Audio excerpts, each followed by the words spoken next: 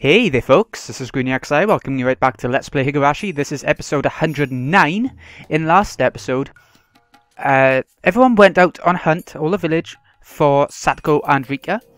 And Shion had this little brainwave where she might have to kill off her sister after all. as if we didn't think it was going to happen anyway. So, there's a bit more to it, but let's get on with things. Let's go on to chapter 13. This is quite a long arc, isn't it? I suppose it's an answer arc, so it needs to explain a bit, maybe. Hey everyone! You all still alive? Kimiyoshi was hanging from the collar with his head turned up to the ceiling. He didn't even move when I walked in. Maybe he's already dead. Satoko was lying on a cross-shaped restraining table. She glared at me with red and swollen eyes, which must have been that way from crying. Right, so she is being shown still alive down here, I guess. I didn't think it would, even though it did in the anime. I'd wanted to put her on that special restraining table to pound nails into her hands, but Satoko was too small for that. I walked up to Kimiyoshi and poked his body with my toe. There was no response. Oh, that's the end of Kimiyoshi as well then. Uncle Kimiyoshi, you dead? Murderer, murderer. Maybe Satoko had witnessed Kimiyoshi's last moments. I took a thick knife from the wall and stabbed Kimiyoshi with it. There was no response. Uncle Kimiyoshi? If you're alive, you better tell me, okay? You can't fool me. I walked over to the pulley that was suspending Kimiyoshi. This is your last chance. You alive? Let me know if you are. I paused just for a moment, then turned the pulley.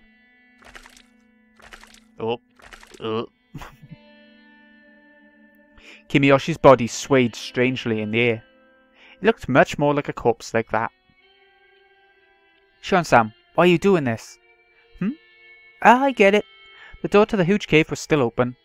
I bet Satoko had talked to the one in the cell while I was gone. That's how she knows my name. Although, that's actually not my name at all. No, I'm not Shion. I'm the real Mion. The one you all thought was Mion is Shion. It's kind of confusing, huh? If you don't get it, that's okay. How dare you? How dare you kill Rika? I'd allowed Satoko to watch me take care of Rika's body. Of course, I let her see Rika's neck too. Rika Furude deserved it. She came over to kill me. I just fought back, that's all. That's not possible. Rika would never do a thing like that. If you don't believe me, that's fine.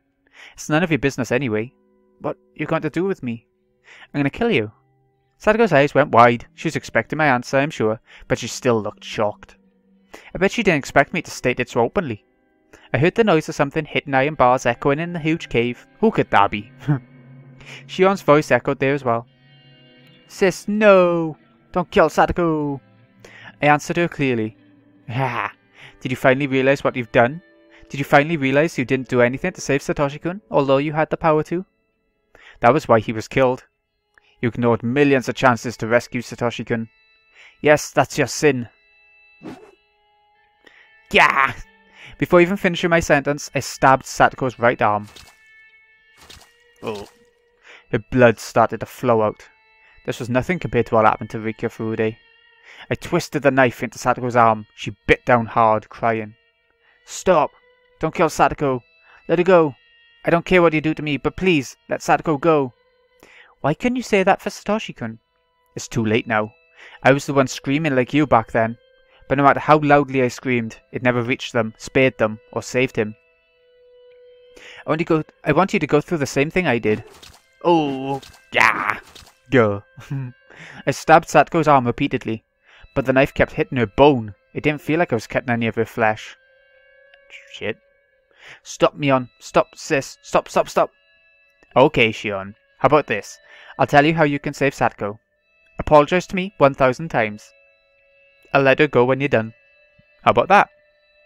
I don't tell lies. If you really apologize 1,000 times, I'll keep my promise. Well, how about that? I'm sorry, I'm sorry, I'm sorry. I'm sorry, I'm sorry. I'm sorry, I'm sorry. I'm sorry. Shion started to apologize like a broken record. She's so stupid and honest. She's not even thinking of cheating. I bet Shion really will count to 1,000. I stabbed Satoko in the wrist. There, I felt something hard. I guess I either crushed her bone or scraped it. It must have been extremely painful for her. Satoko screamed. Shion's voice got louder as if trying to overpower that scream. Ah! Ah! Ah! All you ever do is cry. to get what you want. You think your Nini is going to appear out of nowhere, knock me aside and rescue you, huh? Yeah, right. The knife was still in Satoko's wrist. I slid it toward her elbow. Oh my god, this is the most disgusting part so far, I'm sure. Gah! Satoko, can you hear me? Hey, listen to me. I slapped her face several times and made her look at me. Do you know what you've done? Do you know how your very existence is what cornered Satoshi-kun? Nini, Nini. That's right, that's all you did to him. Every time you cried, Satoshi-kun protected you. But have you ever even considered what kind of a burden you were to him? He wasn't some superhero. He was just like you. He was just a normal human being. Have you ever even thought of what he had to go through because of you? No, you didn't. You never even tried. You just let Satoshi-kun take care of you. You just leeched off of him. And as he got injured for your sake, you lived by sucking his blood. You're cursed. How can you still call for him? Huh? Ha! Ha! Ha! After telling her all I'd been wanting to, I exhaled roughly. Ha! With my help, you are now going to pay for your sin. Cry as much as you want, scream as much as you want, and realize Satoshi-kun will never come for you. You cornered him, you made him disappear, you killed him. Go. What's this? You don't feel anything in your right arm anymore? Okay, then let's use your left. Gah. Ah. I stabbed her left arm repeatedly, and her blood flowed out. But Satoko's reactions weren't fun anymore. She didn't cry or scream like she did before. That put me in a bad mood, so I stabbed the back of her left hand and twisted the knife again. But Satoko still just moaned. She didn't scream anymore. What's the matter? You stifling your screams in protest, thinking that I was enjoying your cries? Heh, that's great! Satoko was unfazed by my mad laughter. She looked at me with gritted teeth and resignation. Yes, I think that's the truth. Huh? I cornered Nini. That's why he disappeared. I've known that ever since the day he vanished. I wasn't strong enough. I depended on Nini. I'm sure it was hard on him too, but I couldn't stop. You are absolutely right about that. I have no excuse. Satoko didn't sound as if she was mocking me or trying to please me. She spoke so naturally. That's interesting. I never realized you were aware of what you'd done. Nini is coming back. He will come back someday. And when he does, I'm going to show him how independent I have become. I don't need him anymore. I won't hide behind him anymore. I'm going to show him that I really can live on my own. Ha! When he comes back, huh? I stabbed Satoko's arm in a mad frenzy, but she still didn't even scream. She bit down tightly and swallowed her pain instead. Nini is coming back. I know he is. I'm waiting for him. And when he comes back, I will apologize for depending on him so much. So I won't give up until that day comes. I'll never depend on him again, ever. No matter what kind of hardships I have to endure, I won't ask him to help me.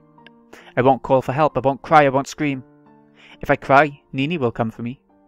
So I'm going to endure this by myself. Damn you, what do you think you're saying?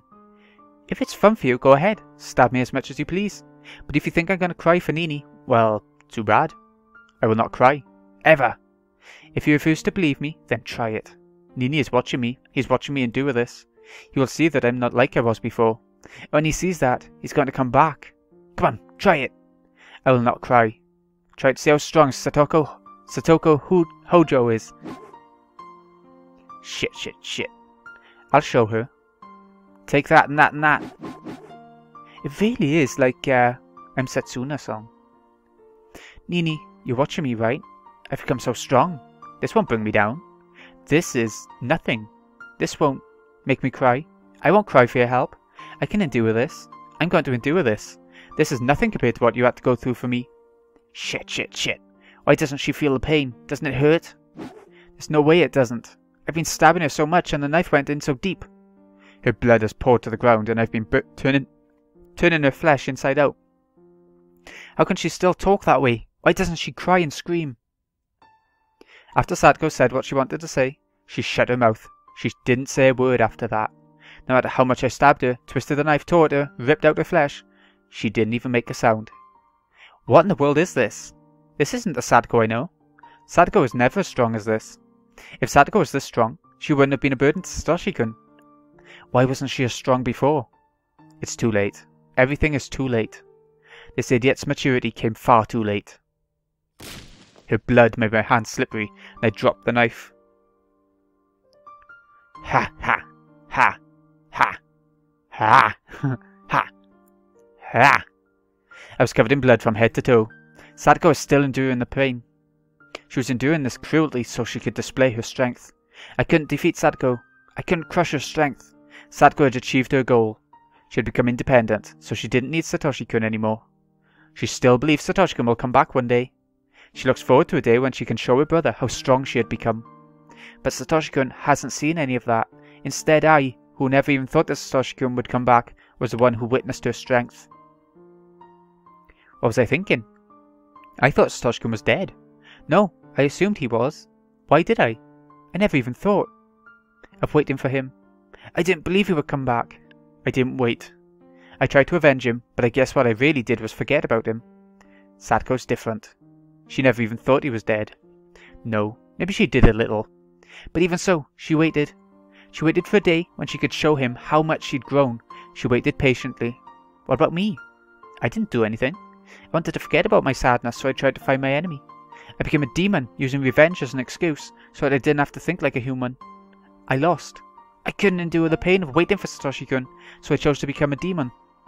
In other words, I got rid of my soul, the soul that loved Satoshi-kun. In other words, I got rid of Satoshi-kun himself. Satoko won. While she had been gritting her teeth before, her mouth had gone slack. Her eyelids were half shut, but I could see her eyes a little. They looked like she was dreaming about something happy.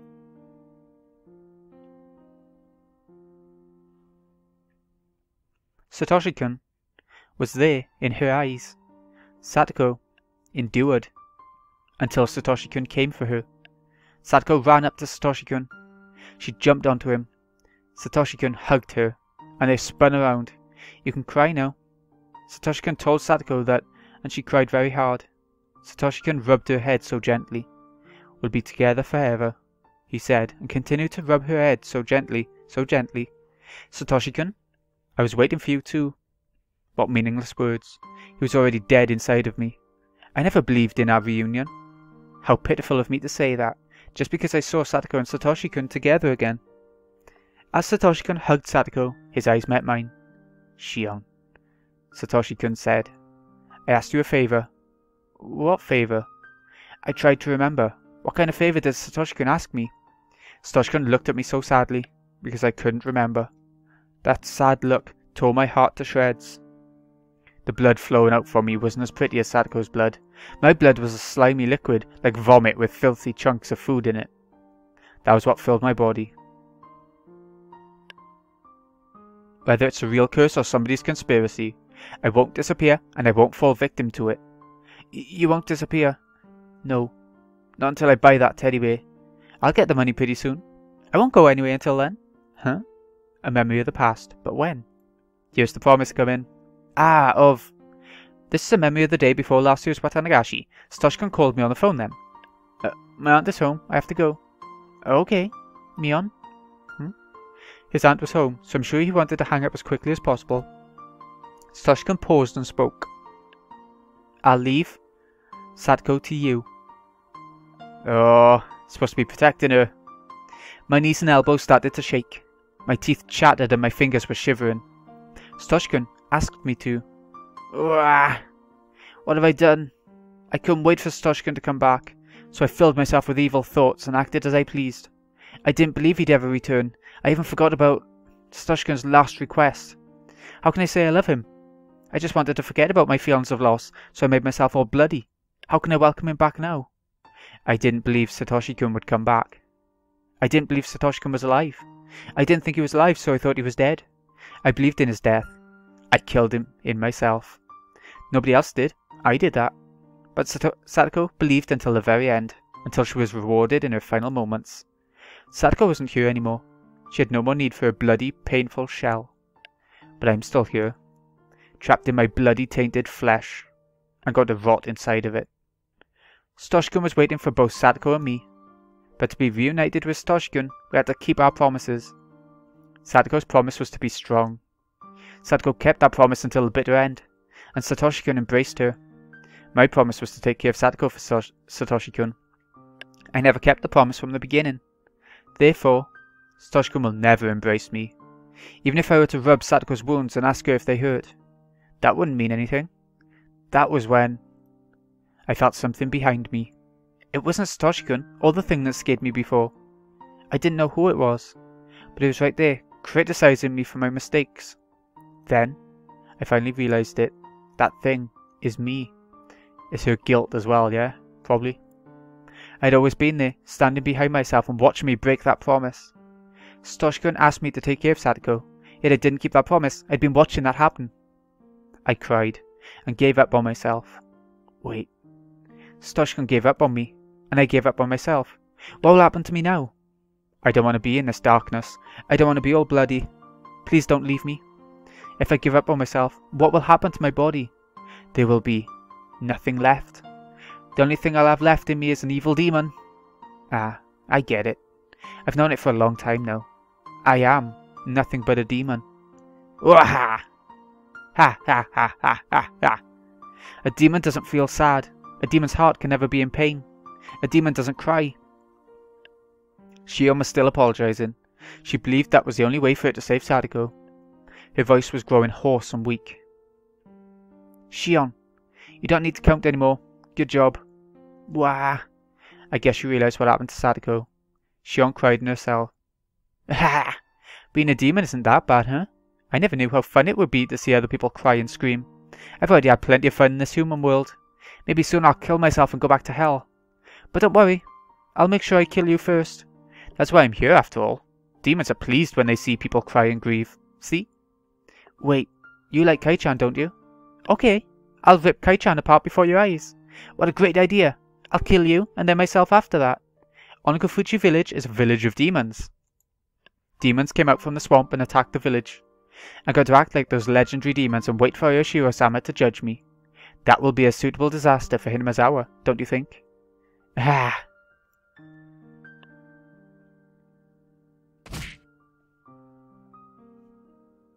Oh.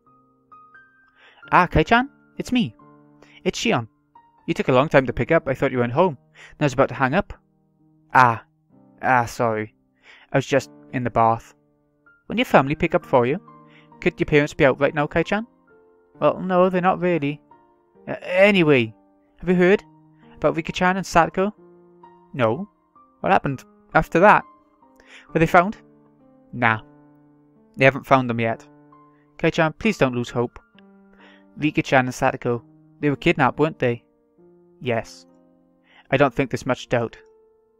Rika-chan and Satoko were... no, I'm sorry. About the mayor. What do you think happened after he was kidnapped? Do you think he's still alive? Keiichi sounded confused. He wanted to believe Satoko and Rika were still alive, which was why he was asking. Keiichi was just like Satoko. Unless the culprit was after money, the abductee would usually get killed right away. I'd never assumed they'd still be alive, but Keiichi was trying to hold on to a little hope. I could feel his strength. It was much greater than mine. I'm a demon, so I didn't come up with an excuse. I think he was killed. Hey, wait. That was abrupt. I think it must be really hard to kidnap someone and keep them like they are. As long as they're not hostages, it would be most practical to kill them once you were done with them. My ears itching. Okay. Kill them? So readily? What's a human life or two anyway? It's a horrible thing, but that's probably what happened. If the mayor was killed, then did that mean the same had happened to Rika-chan and Satoko? No, that couldn't. They weren't some random old man. It was Rika-chan. It was Satoko. They couldn't kill them so easily. Keiichi was still refusing to believe what I said. He fought so hard because he didn't want to kill his friends within him. I wasn't like that. I killed Satoshi-kun within me so easily. I blame Shion for not protecting Satoshi-kun, but I killed him so easily. It's probably better to think that Rika-chan and Satoko-chan ended up the same way. Wow! Keiichi roared and cried. It was like their deaths were physically agonizing to him. Why? Why kidnap someone and then kill them? Screw curses. Are people's lives really that cheap? Erasing them and killing them without a second thought like this? You're right. You're absolutely right. It would take a demon. I laughed at myself. I was sure Keiichi didn't notice.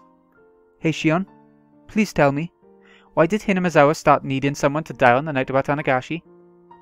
That's what I'd like to know. The fighting over the dam project is already over and done with. Haven't enough people been cursed already? Why is it? Why? If there's a reason, then say it now. I understand how you feel, Kai-chan. I really do. The dam conflict ended a long time ago. Yet murders and disappearances keep happening every year under the guise of Ayashiro-sama's curse. Why? Why is it happening? Some of them had nothing to do with it, and some of them didn't deserve to be cursed. So why? Why? That's why I'm asking you. I want to know that as much as anyone. Of course, the curse of Ayashiro-sama never existed. It was just a bizarre environment that allowed people to kill in the name of Ayashiro-sama. The environment and nothing more. Nothing would have happened unless there were demons who danced within it. Listen, Ayashiro-sama's curse never existed. It's too unrealistic. Just like you said, someone in the village is using the guise of Ayashiro-sama's curse as a justification for continuing these murders and disappearances every Watanagashi. They were cunning. They've been using the curse as a convenient tool and made a system where they would get rid of 2 enemies in the village every year. And this year, that system killed Takano-san and Tomitaki-san. Then why wasn't that enough? Why'd the mayor and Rika-chan and Satoko have to get killed too? I don't give a shit about the past. The only thing I care about is why Rika-chan and Satoko needed to be killed. Why's that? I didn't say a word to Satoko, you know. Why even her? Why? Satoshi-kun was speaking through Keiichi's mouth. How could I respond? I didn't know what to say. I could only feel myself being stabbed by the sharpness of those words. Kei-chan, please, stop being mean. I don't have any idea what's going on either. Everything's changed. When we went into the ritual storehouse that night. When I heard that Takano-san and Tomitaki-san had been killed that night, I doubted my ears. Then I realised it instantly. I realised what sort of a position I was in now. The 4 of us snuck in there. Kai-chan, you and I won't be so conveniently forgiven. When I thought about that, it made my chest so tight. It was so terrifying. You know that feeling, Kai-chan, don't you? That's why I confessed everything to Uncle Kamiyoshi. He wasn't mad. He smiled and told me if I was really sorry, I'd never be demoned away. He really did smile at me and told me to leave it to him. Oh. I remembered Uncle Kamiyoshi speaking ill of Satoshi-kun. I killed him, but everyone in Hinamizawa did that. I wasn't the only one at fault. When did you let the mayor know? Huh? I'm sorry, Shion. It must seem like I'm kicking you while you're down, but... Shion, you told him, right? You told old man Kamiyoshi, the mayor? Yes. When did you let him know? Keiichi's tone was becoming sharper. That edge was cruel, but it was a sharp conviction. It wasn't a dull edge that caused excessive pain. It had a clean, pleasant sharpness to it.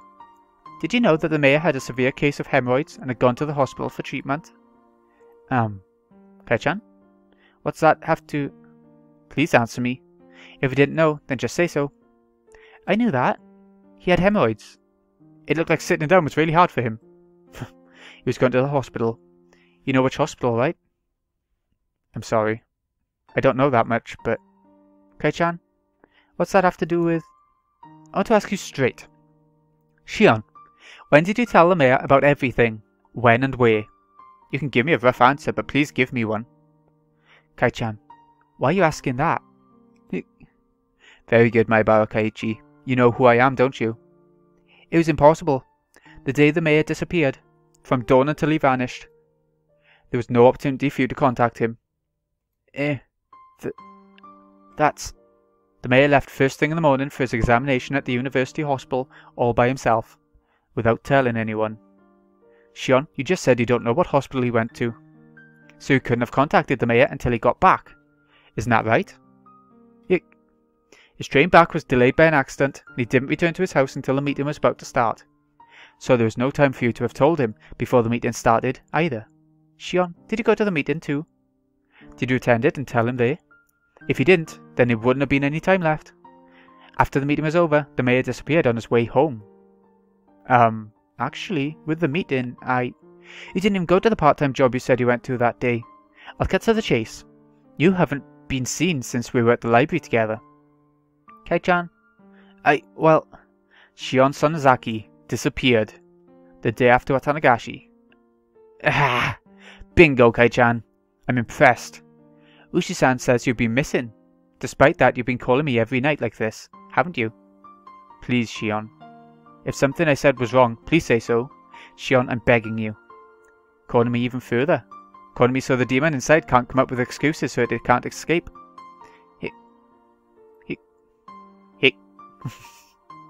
Shion, there's no way you could have seen the mayor, but if I did see him, the only time I could possibly have seen him on that day was... Then you saw him after the meeting? In other words, it could have... Oh, bless me. It could have only been right before he disappeared, or else afterward. Uh-oh, she's laughing over the phone. That's not suspicious. Oh. Yeah, she's lost complete control, yeah?